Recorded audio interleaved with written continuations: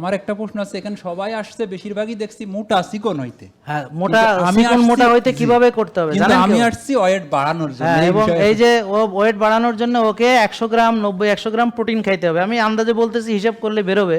ওজন বাড়ানোর 3টা উপায়: ওজন নিয়ে ব্যায়াম করা, ভালো কোয়ালিটি প্রোটিন খাওয়া, সাথে তো অন্য খাবারও লাগবে, প্লাস 8 ঘন্টা ঘুম এবং ধৈর্য আর লেগে থাকা। স্যার আপনি যে ব্যায়ামের কথা বললেন, হ্যাঁ। আমার পিএলআইডি সমস্যা আছে। হ্যাঁ তো আমি পিজি হসপিটালে 3টা অধ্যাপক দেখাইছি হ্যাঁ, এদিক দিয়ে দাও। এবং আপনার রাজশাহী মেডিকেলে দেখাইছি, কিন্তু মেডিসিন খেয়ে আমার ব্যথাটা কিছুক্ষণের জন্য বন্ধ থাকতো। তো আমি লাস্ট মেডিসিন খাওয়া অফ করে দিয়ে এখন ব্যায়াম করি, মোটামুটি অনেক ভালো। আলহামদুলিল্লাহ। তো আমার একটা প্রশ্ন আছে, এখানে সবাই আসছে বেশিরভাগই দেখছি মোটা চিকন হইতে। হ্যাঁ, মোটা কিন্তু আমি চিকন মোটা হইতে কিভাবে করতে হবে কিন্তু জানেন আমি কেউ? আসছি ওয়েট বাড়ানোর জন্য। হ্যাঁ, এই এবং বিষয়ে এই যে ও ওয়েট বাড়ানোর জন্য ওকে 100 গ্রাম 100 গ্রাম প্রোটিন খাইতে হবে। আমি আন্দাজে বলতেছি, হিসাব করলে বেরোবে।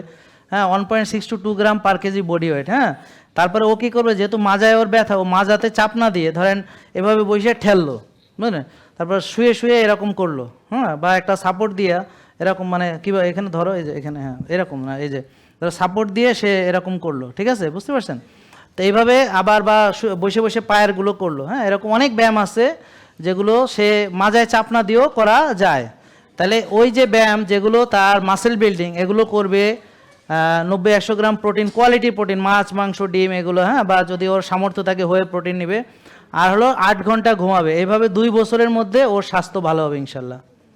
2 বছর সময় লাগবে, মাসেল বিল্ড এত তাড়াতাড়ি হয় না। বোঝা গেল? ওকে, আসসালামু আলাইকুম। ওয়ালাইকুম আসসালাম। তাহলে বুঝছেন ওজন কিভাবে বাড়াইতে হবে?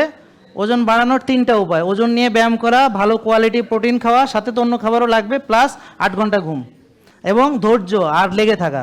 মানে ও কি 2 বছর পরে ছেড়ে দিবে? আগামী 20 বছর কি করবে? আমি যে 2006 সাল থেকে ব্যায়াম শুরু করছি ইনশাল্লাহ হজের পরে, এখনও ছাড়ি নাই। আমার কথা বুঝতে পারছেন? আর জীবনে ছাড়বো এরকম কোনো চিন্তা ভাবনাও নাই। জেকে লাইফস্টাইল লিমিটেড, ওষুধ মুক্ত সুস্থ জীবন।